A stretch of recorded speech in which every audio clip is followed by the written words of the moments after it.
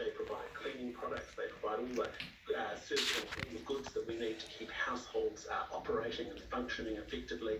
And at the moment, it seems that they're being required to close indefinitely, essentially, without any way of providing services. There's none of my God. So actually might need to have light bulbs or cleaning products or whatever it is that they need.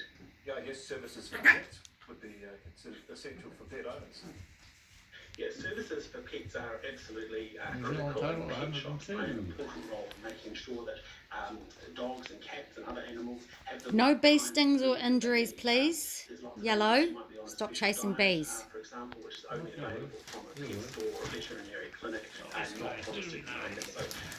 So we would really like to see pet shops included within the definition of an essential service because they do in fact provide important food chain for animals. I'm just videoing this bit, Brian. Announcement. What's the feedback you're getting from members? Look, I think there's some relief that the government has expanded the wage subsidy package. That's really good news for the business sector, including retailers. There's been a lot of concern over recent days that the cap that was in place of $150,000 for any one business was really very limiting, particularly in those larger businesses which have been insisting. What impact do you think this will have on the retail sector? I'm sorry, Mike, could you say it again, please? What impact do you think this will have on the retail sector? It's going to have deep and far-reaching consequences for retail. There's certainly there's going to be probably several $1 billion worth of spend that won't be happening in retail over the coming 4 weeks, potentially more if it goes on longer. That will obviously reduce returns. It will make it harder for people to remain employed, and it will undoubtedly lead to some businesses being unviable and some businesses over half of them will go to the fucking wall. Over half. The chief executive of retail We'll go where? They'll go to the wall, isn't it? Well, we have been moving around the country to gauge reaction in different parts of the country. We now have our reporter Tom McRae in the central Auckland suburb of Ponsonby. Tom, Ponsonby's known for its cafe and bar life. What's the reaction there to today's announcement? I think everyone is still a little bit shell-shocked, to be honest. Everyone sort of came out of the bars and restaurants and the cafes after it was announced that we were going into lockdown, and just sort of took a moment to look up and down the street to make sure that everyone was on the same page, that this was actually happening. When you talk about retail and being affected, this is probably one of the most highly densely populated small business spots. Just up and down the street, you know, just in the little area that we are in, there must be more than 50 small businesses that all of them will be affected. The only two that I can think of off the top of my head are the two dairies across the road that might be able to stay open. But everyone else here, if they haven't already closed, are getting ready to shut down this evening for good over the next 4 weeks. The one that's been doing the most trade in the last hour or so, probably not surprisingly, is Glengarry's. Everyone picking up last-minute supplies. There's a few people who have been out eating out, getting a last meal in before they're not able to do that. The dry cleaners, they were just taking huge amounts of dry cleaning and dumping it into the back of the car, obviously looking to do last-minute deliveries over the next, probably this evening. The restaurant here, just behind me, they were carrying out huge amounts of perishable stock that they're obviously going to try and find a home for, potentially just taking it home and cooking it for their loved ones. There's an optometrist just up the way here. They were trying to get on the phone, but phone lines were all jammed, trying to cancel as many appointments that have been booked for the rest of this week as possible. So, you know, all those tiny little small businesses that are going to be impacted from this very moment going forward. Tom, I don't think I've ever seen Ponsonby look that quiet before. That was Tom McRae, our reporter on Ponsonby Road in Auckland. We're going to take a break now and we'll be back shortly with more in this Newtown Breaking News special. Alert level 3, and in 48 hours time we're going to go to alert level 4. Now the lockdown and alert level 4 will last for a minimum of 4 weeks. Now schools will close from tomorrow, except for children of those who work in essential services, but they will shut entirely from Wednesday. So just a brief window there for those people that work in essential services to figure out what they're going to do with their children. Now, critical services like supermarkets and medical services, pharmacies, petrol stations, they will remain open. So be reassured, they will remain open. Air travel will only be for those who work in essential services from Wednesday night, and the same will apply for public transport services, although we did hear earlier that if people need to use public transport to, for example, get to the supermarket, they will still be able to do that. Now, once we move to level 4, people are being asked to stay home. You can go outside, but only with those that you are self-isolating with, otherwise remain 2 metres away from anyone else that you might encounter. Non-essential businesses in New Zealand must now close. This is bars, restaurants, libraries, playgrounds, anything that is deemed to be non-essential, you must now close immediately. And over the next 48 hours, takeaway operations must close too.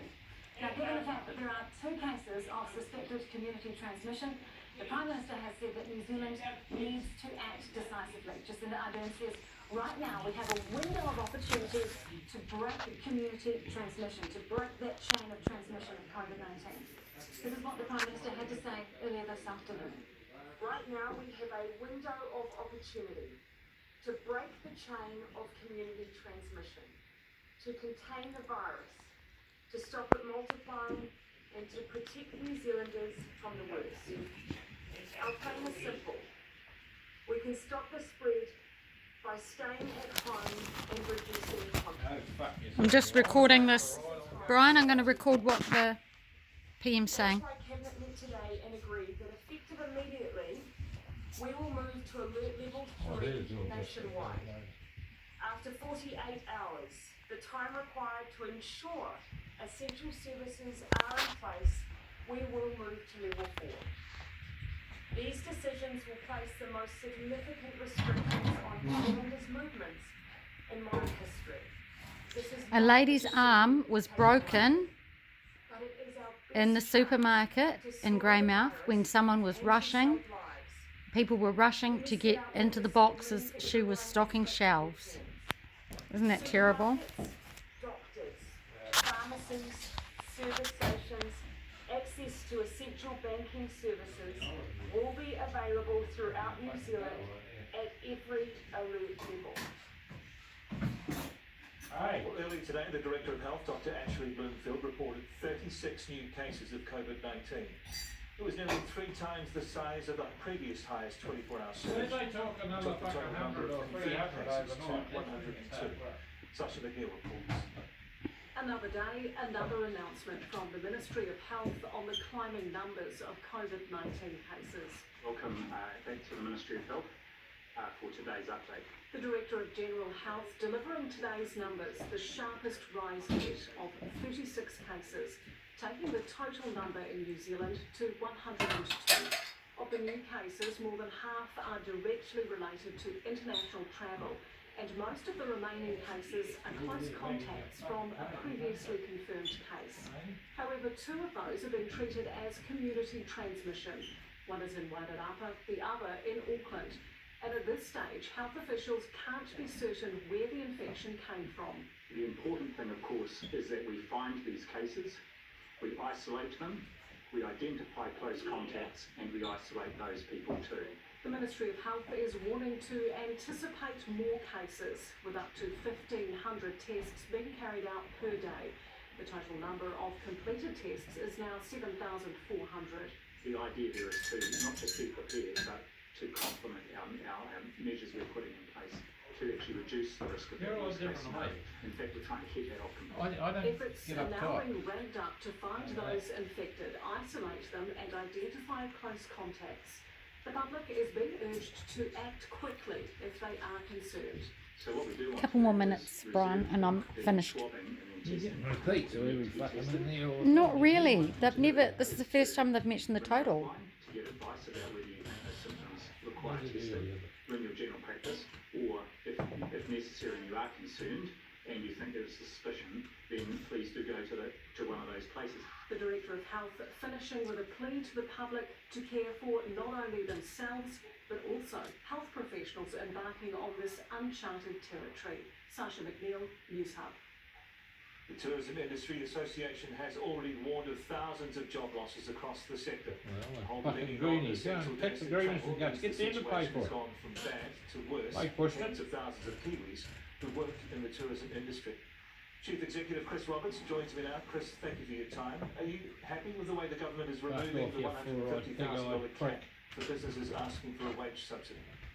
What can I do with that fucking tourist? I don't need them in my backyard. Yes, we're happy with the removal of the cap. That was an obvious weakness in the first package because the cap meant you could only get a subsidy for 20 staff, and if you've got 100, 150 staff, that wasn't going to go very far. So for the medium to larger businesses, it will be extremely welcome that they can now hang on to more staff. But unfortunately, the reality for many tourism employers is that they're having to close their doors.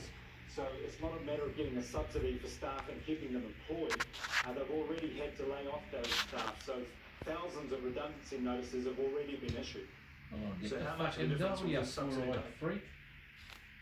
Well, it will make a difference. We hope as many businesses. I hope no as kids possible watch can this, keep their if staff you were on. swearing. They do not want to lose them. But there will need to be more assistance. I think the government. So what do you think of what the mayor said? You've read this. For those people who Hello, they were lost dead their right. jobs, Is he dead right? The boy and the fucking very sensible little man, man. So what can we And he do ain't brought to this big ensure out. that those There's a lot of workers time are for that. available, can be looked after in the meantime, and we can get them back into What's